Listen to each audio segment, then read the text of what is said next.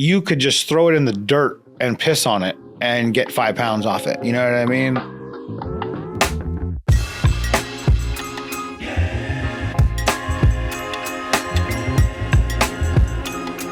How's it going, everybody? Welcome to another episode of the James Loud Podcast. Today is my good friend Al from Norcal Genetics, the original Norcal Genetics. We go way back, 2012. How are you doing today? Doing good, brother. How you been? I'm fantastic. So you disappeared off the face of the earth in 2018. So let's just talk about that real quick, because we hadn't talked until after I did the podcast with Caesar, who has now Norcal Genetics, which is the same name, but you were definitely the original, the first Norcal Genetics, to my knowledge. Yeah, no, definitely. So end of 2018 in November, we had the campfire come to Northern California and decimate everybody. 100 people killed, tens of thousands of buildings. I lost all my buildings, lost everything, boats, cars, everything I had gained from traveling around the world, just everything, clothes, everything. And kind of had to restart. Ended up becoming a single father like 2 months later. So it was like, lose all your stuff, then lose half your kid and your wife, whatever, deal with all that kind of stuff. And so it's been rebuilding, trying to take my land back, you know what I mean, after the fire, like trying to slowly climb the mountain back to where I was. And I had to just take some time off. Life was just too crazy. I had to kill all my social media, phones, just everything. And you completely unplugged. I did. I completely unplugged. It was for years. Yeah. It's pretty impressive, actually. 4 years I did that. Yeah. It hurt. You know, I got a lot of people I love, bro, you included, you know what I mean? But I needed to focus. And my kid was not even barely 2 yet. It's 18, you know what I mean? So it was kind of like I needed to, that was the first time. So then 2019, he would have been 4 at the time. So then, being a single father, I homeschool my child as well. So at that point, I'm in the process of like teaching him how to read. That takes a lot of time, just everything. My animals, I saved all of my dogs and all but 2 of my cats. But it's a lot, man. I had a big farm, I had ducks, chickens, geese, pigs, all that had to stay. I mean, I opened the doors, they run off into the forest or whatever. But none of them survived. And I'm kind of hard-headed with my love, like I have all these animals and I love them like my children. I don't want to get rid of them. So, the fire happens and I have this big farm with this working infrastructure. And I can manage having all these animals with this working infrastructure. I got automatic feeders. I got automatic waterers. I got a kenneling system for the dogs. So I've got all these systems in place to be able to just be me and on the farm and also take care of all these animals in a righteous way. And then after the fire burned down all my infrastructure, now life's much harder. Right. I don't have a working well. I have to go down to town to get water. I have to pour water in, you know what I mean? There's so much time. I got to run generators. I got to pour gas in the generator 3 times a day. I got to every gallon of water that comes out of my sink or my bathroom, I had to move a big travel trailer up, and everything I have to put in there. I have to, the dogs and all the cats as well. Like it just became too much. With everything that I was doing, I couldn't righteously look at myself and say, okay, well, you have time to maintain all of these friendships and networks, and you have time to get taken up by like nonsense on YouTube or, you know what I mean? Stuff like that. And like, I can't do it part-time. I got to cut it cold turkey and like just super focus. And so that's what I did. And, it was good. It helped me progress farther and faster. It was lonely. I was sad, definitely. But I was able to kind of crawl out of that. And about 6 weeks ago now, 2 months ago maybe, I turned it back on. I haven't made any announcements or anything yet, but I've just turned it back on and then reached out to all the individuals I wanted to reconnect with and slowly and kind of let them know what was going on. And you know what I mean? Sorry, I haven't been able to connect and whatnot, but like hopefully that's not the case anymore. Right. It's all good, man. And so when I talked to you for the first time in 4.5 years, you were in Thailand. Yeah. So you've done, you've been planning all these things and been very strategic about what you've done. Yes. Yeah. For the last 4 years also, while doing that, I've been trying to find the right situation. You know what I mean? And as we all know, those of us that have been in this in a long time, in the pre-medical, medical, like all of that, you know what I mean? The knowledge that we have from doing something for 20 years, the skill sets that we have, they're a wanted skill set, right? But necessarily whether you have the right funding or investment strategies or whatever to get the right licensing in whatever state, a lot of it's luck of the draw. A lot of it's just big money, so maybe you have enough money, but not enough money. You know what I mean? You think you should be able to open up a business, but because the regulations cost blah, blah, blah, or in my case here in California, like my county's locked out. They hate it. They don't want to ever let anything in ever. And they'll continue to try to be like that. So then I have to look outside my county. And then when you have places where they'll have like moratoriums, or you have to buy the property first and then make an application, right? That's non-refundable and can say no.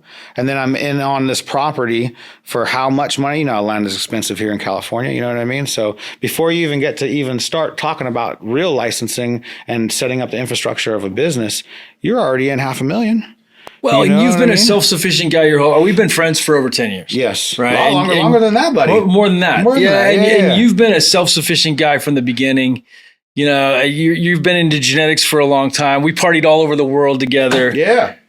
So it's great. So yeah, there's a huge barrier for entry in California. It doesn't matter how much you care about quality, and there's definitely a financial barrier for entry. Yeah. And then so Thailand. Tell us about Thailand. Well, before I even get to Thailand, I want to tell you. So I really looked, but the problems is that like guys like me, and then the guys that end up opening these places, they need the weed guy. You know what I mean? The soil to oil guy. You know what I mean? They need that, but they're dirty. They didn't get that much money being straight up good businessmen. Most of them, you know what I mean? A lot of them are cutthroat businessmen. They know how to do things, and I've watched friend after friend after friend in our position, similar position, make deals with people, get fucked out of things, bring in entire crews and genetics, lace out full farms and greenhouses, to have the doors locked with armed guards 2 weeks before harvest. I've seen that in multiple. We were talking about Django earlier. In fact, he's got a great story about that.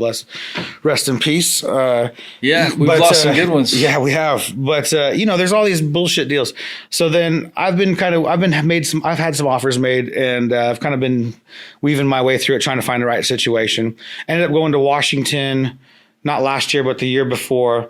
And Northwest Cannabis went up there and helped run that place for like 4 months, our warehouse and manufacturing facility. Yeah. Tried to work out a ownership deal right there for a percentage. Didn't see eye to eye after the 4 months. But I was commuting up there. It's ridiculous. Every week I was going up and back. It's like 13 hours one way. You know what I mean? So 26 hours of my week was just driving there and back. But it was all right. And then I took off a year, and starting to get a little bitter. You know what I mean? Starting to get a little sad, starting to like, how can I have all this knowledge, all these skill sets, all this network, all these friends that are like at the top level, at the top of the game, and I can't seem to make that work, It starts to get disheartening after a little while. I really wanted to try to figure out the right thing. Well, my buddy Vinny gave me a call. He used to be one of the partners for Norcal Genetics back when we were doing our thing over in Amsterdam. And he's like, dude, what's been going on in Thailand, right? And I said, yeah. He says, you need to get out there. He says, you need to absolutely get out there right now. I want you to go out there. And this is back in like December. I was like, all right, I'm gonna try to get out there in January. January didn't end up working out. He calls me back. He's like, did you go out to Thailand? I said, no. He's like, what the fuck are you doing? You need to go out to Thailand, man. Get the fuck. He's like, hang the phone up with me. Get on the fucking online. Go order yourself a ticket and get over to fucking Thailand. And I was like, all right, bro. All right. And I fucking hung up the phone with him, took a dab. And I was like, fuck, you know what? He's right. Let me look at my fucking calendar. Let me move some things around. It's hard for me to get out. If I'm going to go out, I'm going to go out for a month the first time straight. I'm not going out to talk to anybody that I know, or I didn't even think about reaching out to anybody I know. Right. I did, like, the thought didn't even cross my mind. I went out there completely with a blank slate. My goal was, I'm going to do the entire country. I'm going to go to every corner of the country, all the major cities. I'm going to see what the legalities are like in those places. What is it? What is actually on the ground happening? Yeah. You know, I've done that to every country that's legalized so far except Uruguay. I've been to every single country that's legalized or done medicinal. And because I do what I call like a boots on the ground. Like Portugal was first. I went out to Portugal. Like, okay, you decriminalize. What is that? What does that mean? Right. You know what I mean? Like, what's the real face of that? So that was the mission to go out to Thailand, is to basically do three things: to see what the legalities are actually like, to see if, as a foreigner, I could come in and legitimately work within the framework of how they're setting up the laws and everything, whether it's lawyers, licensing, all that kind of stuff. And then to find the best place to set up the first shop, and to find the best place to put a farm in.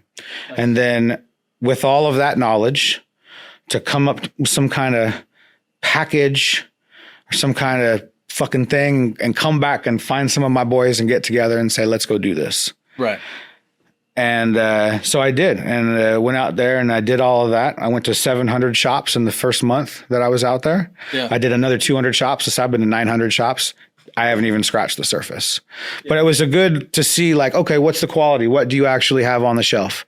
You know what I mean? What is the quality? Shit. Yeah. I mean, like, you have to look for like really good top shelf. You really have to look. I mean, top shelf, pretty much non-existent. Yeah. So they have. How about compared to Amsterdam? Not comparable. Just different too. Completely different. So first of all, I know you've smoked some Thai strains before. Sure. They have a different flavor. I call it a spice to it. Mm-hmm. They have all of the genetics. Any genetics, if it's coming from Thailand, it has like this almost savory, spicy kind of incensey kind of incensey. Yeah, totally. I know exactly what you mean with the incensey with the Thai strains. So, you know, they're all right. They're good. You know what I mean? But are they what necessarily everybody wants to buy, or the tourist, or what's going to sell, or whatever? Okay. Not, are they compared to California, to Amsterdam? Not so much. So when you go out there, I could automatically see, I can tell by smelling the weed from the nutrients. Okay. Let's say 50% of the total stock in every store out there is imported. Wow. Yeah. And let's say of that 50% that's imported, 40, 10, 35, 15, California, Amsterdam. Oh, wow. Yeah. And the Amsterdam shit stands out ridiculously. Right. Because it has their own look, you know what I mean? They have their own, for sure. They elongate a little bit, and they all use mills out there, you know what I mean? Or whatever. Yeah, so it all has the same smells and shit. Yeah. How about the effect? It's nice if you like something mellow. If you're not a proper stoner, if you're like an old hippie that wants to have a cup of tea and smoke a joint and do some shit, you know what I mean? It's nice like that. Right. But the problem is, just like in Jamaica or any of the other places with high humidity, it's high humidity. Right. And they allow it to ruin all of their flower. Wow. Like, out of all those shops I went to, maybe 3 or 4 of all of those shops, right, like actually kept their weed appropriately, or kept or had high grade hash and kept that appropriately. Yeah. I saw one refrigerator with hash in it. Wow. Yeah. With good hash in it. And like, yeah. And then so all of their flowers, so they'll grow. And I've met some amazing growers in Thailand. Mm-hmm. I have a good friend out there, and he is, I would call him my equal in Thailand. What I can do here with outdoor and with greenhouse in California, he's the equivalent of in Thailand. Yeah. And amazing fucking grower. And, but the problem is after the cure and curing, they don't do any kind of mitigation or any kind of like hardcore, because you need to do hardcore procedures with in maintaining that proper cure. Right. It sucks up weed or sucks up water out of the air, and then they're putting it in jars and whatever, and it's fucking getting anaerobic bacteria in there, and it's cat pissing out and just smells. It's all smells like straight ammonia. It gets dark. It's got the ammonia, and that loses its color. All that's that stuff. 85-90% of any weed that you gets sold anywhere, whether it's on a street, on the table. You know what this? I don't know if you've been gone on the scene for a little bit, but this is the Grove Terplock bag right here. Okay. This is what you want to cure your stuff in. I'm a firm believer. At first I was like, but then we did side by side compared to jars even. And this stuff, as far as curing, and they make these in they have tote sizes. I'm a bucket guy. Gram sizes. I'm a bucket guy. You want to cure them, they have bucket sizes too. Yeah, I use buckets. So I have a whole recipe. This controls the humidity, right? So you just have to control your temperature down to like 60 degrees, what, is there give or holes take. And shit in it or something? No, is it actually technology in the bag? Oh, there's technology in the bag for sure. Okay, because it's not just a Mylar bag. But it's not just a fucking Ziploc bag. It's not just a smell-proof bag. It is not just a smell-proof bag, although it is molecular technology. There is some technology that goes into it. Okay. Yeah, and it's pretty impressive. I pretty much switched over from jars because we've been using jars forever because that's what there was. Before weed, there was, Do you know when it got ridiculous? Was it back in the day when prices were, $3,800 a pound for outdoor? Mm-hmm. Okay, jars were fine. And Walmarts around Northern California would always be out of fucking jars. Out. You had to Absolutely. You had to buy them in like February, March. You know what I mean? And stock up, because if you tried to buy them at the end of the summer, or in the fall, it wasn't going to happen.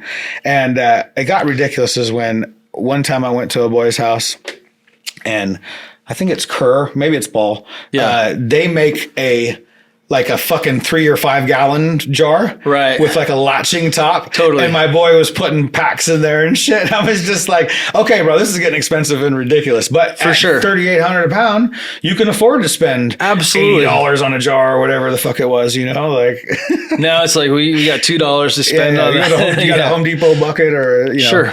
Back in the day, I was hardcore. I used to use food grade black buckets. Don't let no light in. I remember the blue ones. I don't remember the black ones as much as the blue ones where you hit the lid on the paint. I think they're paint ones, and they're the plastic paint ones. And everybody up in Humboldt that I used to work with, you had to use the special plastic wrench to get off, and it had like rubber seal on the inside and shit like that. Yeah, and those were smell proof, and you could stack them in storage units or wherever. Absolutely, they were all over the place. Those things. Yeah, those are great. And I developed a pretty decent curing system with buckets. Nice. I do, depending on what it is and, what I'm doing or whatever, there's certain parts of the process that I'll add or subtract, and then I'll do a hang for a while, and then I'll do a breakdown, and then I'll do a bucket cure. Yeah. And then I do the bucket cure with tossing all that. So that way my trimmers are working on all cured. Mm-hmm. Either I'm going to wet trim and fucking forgo all that shit, and I'm going to hang in bags and nets and shit. Yeah. Or if I do my bucket trimming, the thing that I liked about the bucket trimming is if you're not a poor man, then back in the day, you didn't have to sit around and wait for everybody to bicker and let the prices go down and all the craziness to happen in October. Right. You know what I mean? You could cure your whole crop, and then slowly just let the trimmers come through. You could control your trim group. If you want to have 30 fucking hippies there in a bus going fucking mad and having drama, you could do that. Yeah. And if you want to have like 6 solid people or 10 solid people, if whatever, you could do that. And you would strip the fan leaves off and let the sugar leaf protect the flower. Yeah. So it depends. So like for competition shit, I would hang whole. Yeah. Anything competition or like super high grade that I was trying to like keep, I let hang whole to protect. When it became a thing of like, I need to manage time and I need to manage space. Right. Then it becomes, okay, I'm going to put together, instead of having a 2-man harvest team that's just basically hanging, cutting and hanging, cutting and hanging. Yeah. You bring together a 4-person team. You have a cutter, a walker. You have somebody like you get like I love Trim Pro, and they have these nice little table fans that can clip onto anything. Little, I think they're 0.5 horsepower or 1 horsepower fucking motor. Oh, they're beautiful.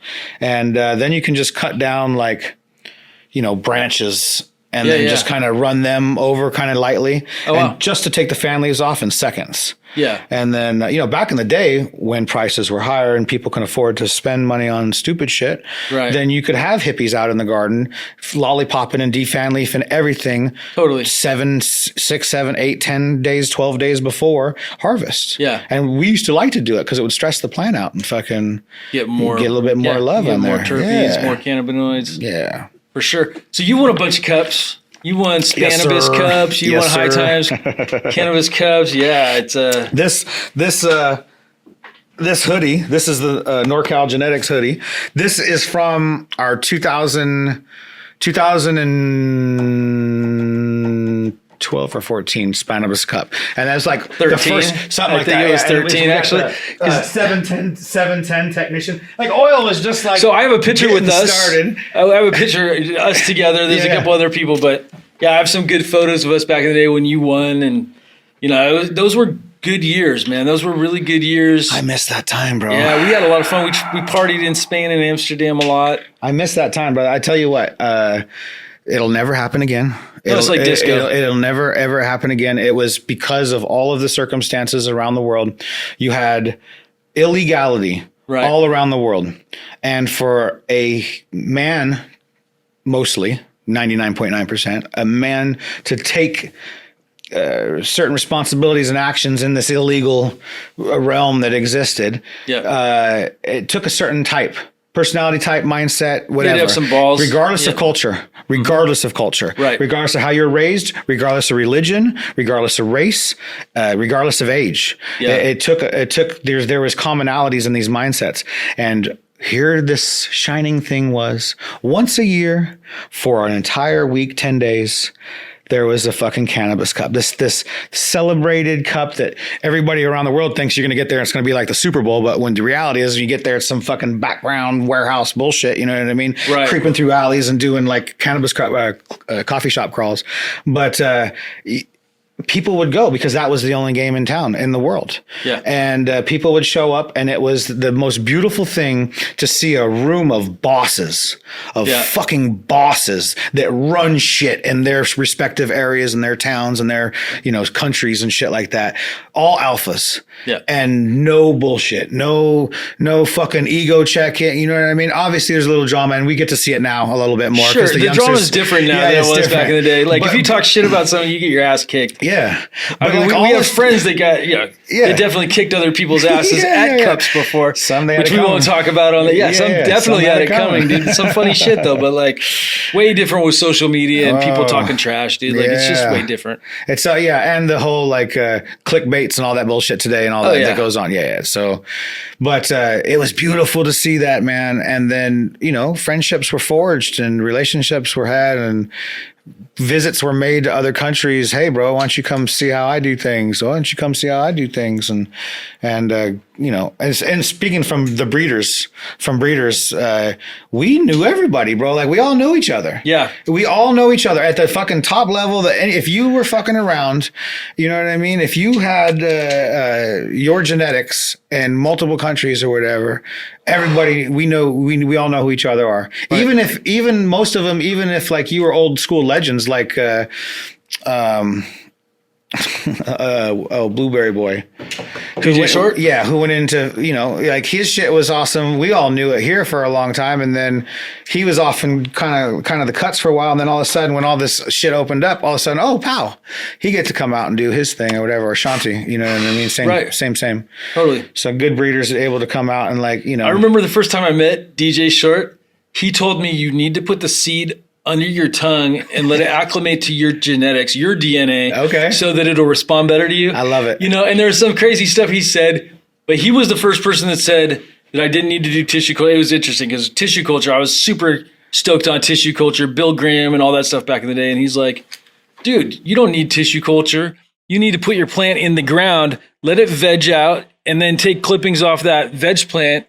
And the thing is like, there is truth to what he's saying about like regenerating the health of a plant, and that's very old school. But yeah, we had a whole bunch of friends, and the science, there was bro science back in the day too, and all kinds of stuff. Bro science? Bro science. Yeah. There's bro science and there was politics. There's lots of politics. Yeah. So this is number 18 with there's 3 of the different pheno hunts. 3 of the different cultivars that we've selected in there, and it's pretty candy. That is delicious. Smooth. Yeah. So we're going through some stuff right now. I'm working with SF Canna on a 72 seed pheno hunt and really kind of diving into each each one. This is the second. Some of them it's the third time they've grown it out, and you see the difference in the sexual maturity of the plant and how it's stabilizing, and you're getting the expressions. You really need to grow stuff out at least three times to see where it goes. Yeah, for sure. Absolutely. And they definitely change. Even if you're an in guy, just to your situation and how you do things. You know what I mean? Because you're your own God. You're creating your own environment, you know? Totally. Everybody's a little bit different.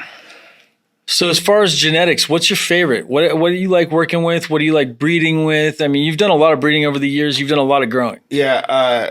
I like Kushes and citrus. Yeah. Yeah. And like citrusy OGs or like citrusy like tangies? Like citrusy OGs. I love tangy. Yeah. I absolutely love tangy. I wish it was stronger. I wish it got me high. I wish it was stronger. Yeah. I do too. I like the flavor profile. This motherfucker How do you bro. knock on something that tastes like fresh squeezed orange juice? Did he luck like, out with that seed pack or what, bro? Oh, which one? The purple seed? Yeah, the purple tangy? That's one. OG Steve. Right. That's OG Steve's purple tangy. He got OG Steve. He bro. lucked out. Yeah. He held on to that motherfucker, right? Yeah. So I go over to spot, talk to him and shit all the time. You know, our dogs, we had our dogs breed and shit. He has one of my pups and shit like that. We have like a line of shepherds that are fucking amazing, fucking, you know, cannabis royalty shepherds and shit. I was thinking about doing some shit for a while, but anyway, I go over there and he don't give that up. Yeah, he's never gave it to me. He held on to it. He gave it to all the wrong people. Yeah, he has this one partner, right, who I think gave it to somebody. But yeah, they got fucked in Oklahoma, right? So there was a deal. I mean, he's had a string of bad luck. Yeah. He's a real good person. And the problem is people take advantage of good people. Well, you know, and I've learned that over the years too. You know, I feel like I've been on the line of where I've been too good of a person. You have to cut back. You have to pull it back in a little bit. Well, you can't always be you have to be extremely careful. You know what I mean? You gotta always make sure there's insurance policies and that your fucking shit's covered in a real way when you start committing like that. You know, poor Steve, he held on to that cut for must have been 3 years before he found the right situation. Yeah. And there was a farmer who had land and had commercial greenhouses, massive commercial greenhouses, several of them. Yeah. And he applied for the permit, got the permit, and but didn't know shit about growing weed and didn't have the right genetics. Yeah. Somehow him and Steve got put together. And Steve says, look, I will bring in my genetics. Yeah. I will bring in my workers to take care of the whole thing, blah, blah, blah, blah, blah. Right. He did the whole fucking thing. And he's one of the guys that happened to where 2 weeks out, they show up and the fucking gate's locked to the farm. And they get through the gate. Those are the worst stories. And there's armed guards and shit. And like, you're not getting in, like you're not fucking, like, you know. It's happened to a bunch of our friends too over the years. And basically cut him out of 50% or whatever the deal was, or you know what I mean? Who knows whatever the deal was. But, and that was his big foray into legal. I watched that happen. He was the third guy I saw happen. Now, another friend of ours, rest in peace, Django. Yeah. He is one of the most savvy businessmen that was in this fucking game. He was fucking sharp. And he was a hustler. And he's a hustler. Yeah, hustler for sure. And he's a fucking hustler for sure. Fucking love that guy. He ran into a situation with like reservation and you know what I mean, with the natives, and where they had a thing where they were going to be like, you know, we only have to do by Fed law and we're going to do whatever the fuck we want, so fuck it. Yeah. But we don't know what we're doing. Can you come and do that? Same type of similar situation. Right. And they locked him out, and instead of fucking like proper security or armed guards, they showed up a couple weeks out and there's a bunch of gangbangers. Yeah. A bunch of gangbangers with rifles fucking standing in the field. And he tells me the story. I hope I'm not speaking out of turn, but he told me the story like as soon as he saw that, he knew what time it was. Yeah. And he fucking made sure that he said a little something to his man and made sure to take care of things while he went and talked to the chief. And sure enough, went up there and they were like, yeah, no, you're out of here, blah, blah, blah, blah, blah. Yeah. And okay, yeah, thanks for the 6 months of work and the fucking 10 employees and the genetics and the, you know what I mean? And the genetics. I mean, people have lost their genetics. And the knowledge, bro. This is sure. I mean, that's what's worth a lot of money is the IP. This is the big thing. The knowledge. Yeah, our knowledge and our skill sets, you see it. You see it in everything. And that's what science is, right? Science is developing techniques. Okay, how do you get microspheres or whatever at a certain size or whatever? Yeah, you got to do these set techniques and then it happens. Well, the same thing is in the weed world, the hash world. You know what I mean? If you know the techniques, then you can make things happen. If you don't know the techniques, you ain't going to get it to that point. Yeah. So this knowledge is important. And so I've been trying to figure out a way to make the knowledge work, you know, and not get it stolen, because that's what everybody's happening. They're getting their genetics and their knowledge. Once you got my knowledge, what the fuck use am I to you? Right. You know what I mean? So I need to make sure. Once I've built your fucking kingdom for you, you better make sure you have good contracts. Nowadays, contracts do mean something to a degree. You know, I mean, I still will only, I try to work with people I do a handshake deal with. You know, I think that's the best. Like, if you wouldn't do a handshake deal with them, why would you do a contract deal if you don't trust them enough?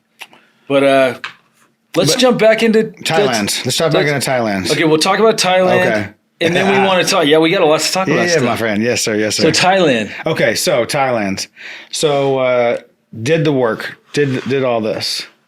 And then this will be the first public telling of this story, but I want it to be out there. Sometimes things happen over the most ridiculous innate object. Yeah. I've had meetings in Amsterdam where I've shared a choco mill with somebody, and it ended up being, the most lucrative thing I'm doing for the next couple of years or whatever, right? Totally.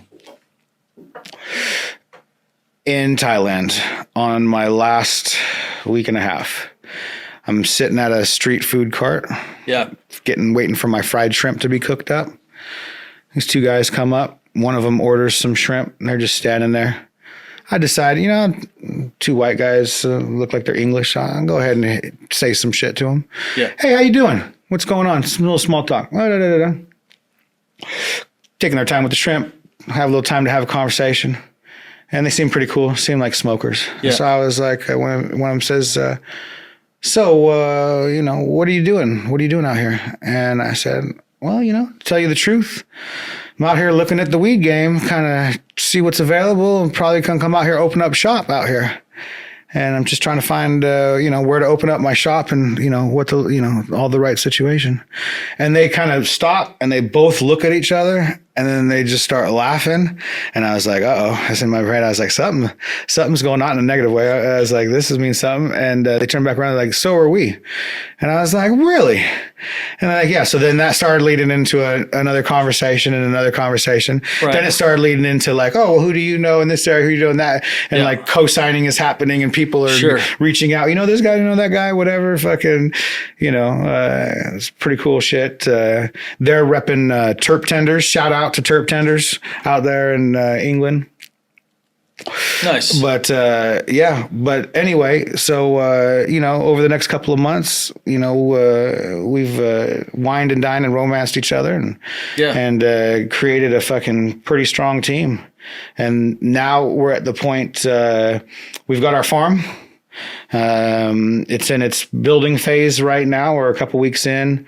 I imagine by the end of August, we'll probably have our first greenhouse up and running. Getting licensing for every single thing out there. Right. So that's fun. And we just finished the final negotiation for our shop. We got a really nice shop that we're going to go out there, and it's going to be a Norcal Genetics shop with terp tenders, kind of lounge situation in there. So that's what we've talked about so far. It might change, whatever, but that's what we've talked about. But one of the things we want to do is I want to be able to like represent NorCal companies, you know what I mean? And especially like all the OGs that have been in it for a long time, and all the genetics from all of our friends that have been doing this for decades. Right. Not the kids. Bless their heart. They're coming up with some good shit. It's nice. I'll keep doing your thing. I appreciate you. Yeah. But I want to reach out to the old school, you know what I mean? To those of us that have been doing this for a minute, and help raise them up, and get their brands out there and get them, a space in Thailand where people can get their shit or see their shit or buy their merch or whatever. Nice. So yeah, man. You gotta get Steve out there. Yeah. Dude, so let's talk about Denver. In 2013, we threw some parties out in Denver. The Honeycomb Hideout. Dude, that was the most epic house as far as houses that I've rented for cups and we've got together and you've rented. Bro. That was the one, bro. That was the one with the basement that had a bar that was like 40 feet long. Full bar. Yeah. There was like 20 stools. Yeah. Yeah, it was pretty crazy. And there was more dab rigs than I've ever seen. Expensive dab rigs lined up on the bar. I spun fire at that too. I remember. You absolutely did. Oh man, we had such a good time. You know, the thing was, we kept doing all these shows all around the world, and then when stuff started coming out over here, it was like, oh shit, like we got to do it. By that time, by Colorado's, by the time that they opened up for recreation, we had already won Cannabis Cups in Amsterdam, and we were on the special list. Right. And so when Colorado came up, it was like, hey, do you guys want to come judge? And what do you want? And it was like, John got to, there was like 4 or 5 of us. Yeah. And I was like, all right, fuck that. Let's all pick the different, good shit, different shit. We'll go out there because we had to go out there anyway, like a week early. Let's go out there 10 days early. We're going to rent an RV and just fuck around in Colorado, drive around and eat and smoke and drink weed all the fucking time and do our little judge kits and the whole thing. And so I very meticulously chose every time that I've been a judge, like a secret judge. Yeah. Like I pick specifically for the location. Did you do extract that year? No. Because we're in Cali. So our game was stronger than their game. Absolutely. Or as good. Right. You know what I mean? There was a period for about 2 years where they got a little bit better than us, but not on the whole, we've been fucking smashing that ass. Sorry, Colorado. As far as extract or as flower? As far as extract. I mean, even though Nick Atti's out there, he's from here. So, I feel like he's doing some amazing stuff. If you're a transplant from Cali, then I'm going to take that credit. I'm sorry. Absolutely. But that was the year I entered Holy Water, right? So I was working with Holy Water with Noel and Mike back when everybody was together as Holy Water. Yep. And the judges didn't know how to judge it. Remember, we were pouring, dude. We went through ounces of Holy Water, pouring it out of Tony and shit. Yeah, right. Yeah, I think so. Yeah. Dude, when I did Amsterdam, when I was a secret judge in Amsterdam, when I finally got that coveted spot, I had to win a cup to get it. Yeah. But that's what I wanted to do. I didn't give a fuck about winning a cup. That was nice. That's good. Okay, go on the fucking get on stage, yell at some people, woo, right. Party like a fucking rock star for the night. Yeah, that's great.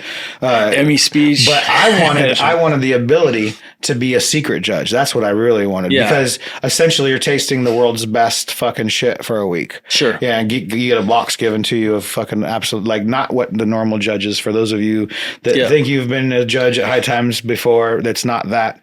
It's when you come in like a week early to High Times special.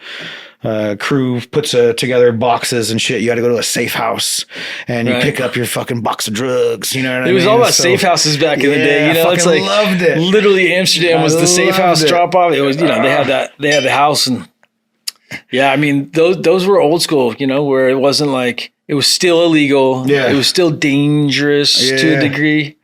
I took for that one. I was like, okay, what does Amsterdam do the best? What does Amsterdam offer? Let me ask you before I tell you, what does Amsterdam offer there that as a selection that you really can't get anywhere else, including here in California? Lounges. Yes, but as far as like a product, as far as a weed product, like one of the competition things. I just think that. So I would say, dude, that's a tough. No, neither. But I think there is better weed and better hash than there was back in the day. Let me throw this out to you. Yeah, sativas. Okay, I'll give you that. They have sativas. More sativas for sure. 100%. You're right on the sativas. That's it. That's all. There's still a handful of people doing sativas here, but it's really, unless you know somebody, you cannot get a sativa, right? So like you go there, you can get proper sativas all day long. Do you know why? Why is that? Because they have a pricing structure that that represents that. Right. So you can get a 12 or 15 euro gram of indica there. Yeah. But if you want a pure sativa there, you got to pay 20 grams or 20 euros. Yeah. So like now I think something like that. Maybe it's a little bit more now. Yeah. But our economy was based on illegal economy. You know what I mean? So how as a grower are you going to fucking keep your lights on in a room and your risk up for an extra, 30 days or whatever when you don't need to, and you're not going to get more? The market's so saturated out here that you typically aren't ever going to get more for a sativa than you are for an indica. No. Because they can't sell for more. Although, I don't know, the pith stuff in New York, we're talking about pith, sour diesel. Sour diesel is not a sativa. I'd say it's a hybrid. I love sour diesel too. It's fucking amazing. That's my favorite strain. It's interesting because the structure is very sativa leaning and the effect is some hybrid-ish fucking amazing couch. Back in the day, it was couch log weed at 14%. Depends. It also depends on what sour diesel you had, whether it was East Coast sour diesel, which I didn't consider sour diesel. Like even what Amsterdam considers sour diesel, I don't consider sour diesel. Like us here in Northern California had maybe 6 or 7 strains, double bubble, all these 7 times sour. There are all these different little sour strains, and they were all sour diesel. They were all slightly different, but like some of them had better yields than others. Sure. Some of them were ridiculous. I remember I had one that I grew for about 5 years that stacked. Dude, the resin glands on there so I hang dry. Yeah. And so I would put down a Panda plastic underneath, and then when I'm moving them and starting to go, just the tips would be a little bit crispy when I'm trying to bucket them up. Yeah. And so like hash would fall off, the resin glands will fall off. And normally it's like whatever, it's just going to be part of the fucking dirt on the floor.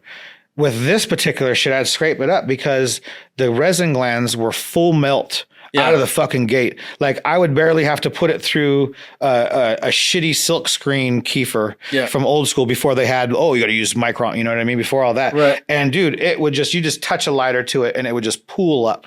Yeah.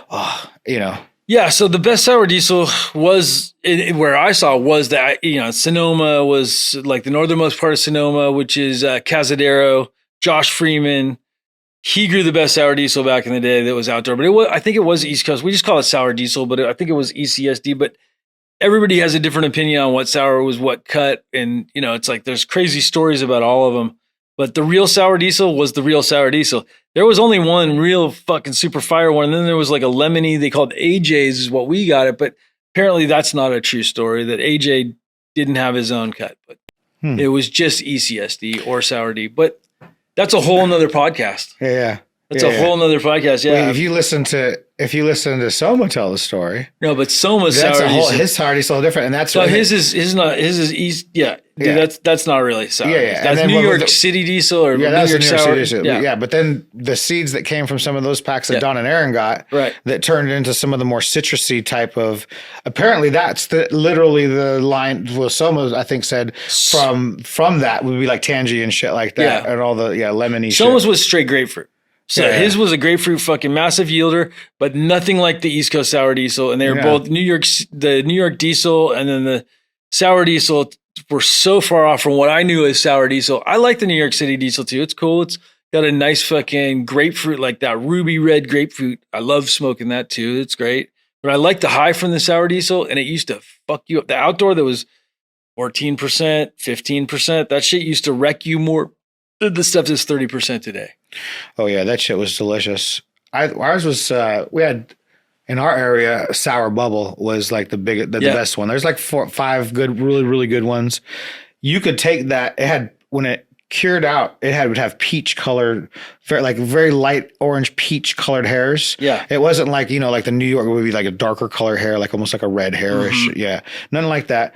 And you could just throw it in the dirt and piss on it and get 5 pounds off it. You know what I mean? Yeah. Like, let alone when you put infrastructure behind it. That was our blue dream. 15-pound outdoor plants. And that's why I just thought, you start to think like, oh, you get comfortable with these things. Oh, I've been working with this thing for so long. Yeah. It's so prevalent in the area. Yeah. I'll be able, if I let it go this year, you know what I mean? Because we all have size restrictions on our mother rooms. You know what I mean? Yeah. Some things make the cut, some things don't. And then when things don't start to perform on the other end, you're like, oh, maybe I got to cut you down a little bit. Or the chem sour stuff yields. It yields fat. Like sour diesel, there's pictures of me from 15 years ago behind 12-foot sour diesel plants too. You know what else? It was a fucking massive one. One of the biggest plants I've ever seen was an Afgoo. Yeah, Afgoo's fire, dude. Afgoo's got fucking massive. I don't even think a lot of people don't even know the real Afgoo that we got to experience, because that Afgoo, that sweet Afgoo that was like, Frosty as Frosty could be. It was as white as white could get. Yeah, it was like that shit white. as indoor. Yep. Yeah, we literally sold that shit as indoor, bro. People didn't care though. That's the thing is like honestly, even today, if you had that, people wouldn't care. They would pay indoor prices for that shit if you grew it right. You know what I mean? Because it was also spongy because it was oily and but it was. Yeah, I mean, we weren't even. Fuck, dude. I saw 15 pounders on the regular with that.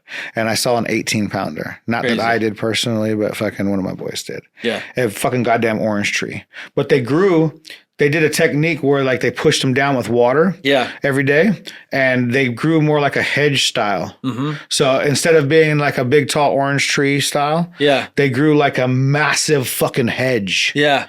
And where they vine it out and then the fucking all in trellis. It's pretty cool. Shit. Yeah, that was to fucking bro. I was like, what? I was like, this. That was like to mask it this. from law enforcement, whatever, from camp. You'd run them on the ground and then fucking they'd grow up. And that was a badass way to do it, right? You got to protect for wind and shit too. You know what I mean? You fuck around and we catch windstorms all throughout the fall. So you could take care of some shit, baby, work it. And then all of a sudden, after all that hard work, you catch one windstorm in the middle of the night and you didn't put up your support system or you didn't build a support system into it. New people go out there, do stupid shit like, oh, I'll just go get some 2-inch by 2-inch wooden stakes, pound those into the ground, tie my trellising to that. Oh, hey, well, the first time it rains and the ground gets soft, that shit's coming up. Your plant's going in the fucking dirt. And welcome to Mudtown in all of your weed. Like that's going to be pissing you off. Right. So it's like, use proper shit, get some 10-foot T-posts and fucking build shit that can't fucking fail. You know what I mean? Yeah.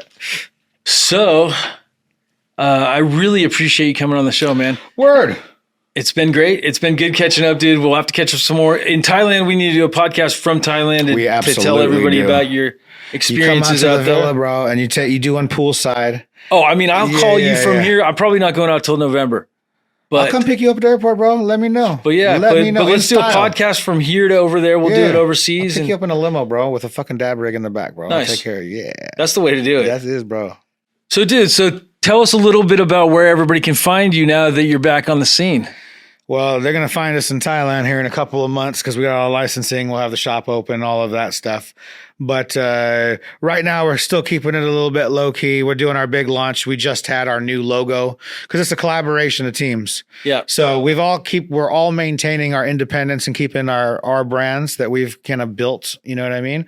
But then we have a collaborative brand called Cannabis Continental. Nice. And because we're all going to be all around the world, and we're made up of people from all around the world. Right. So we're going to look for seeing that.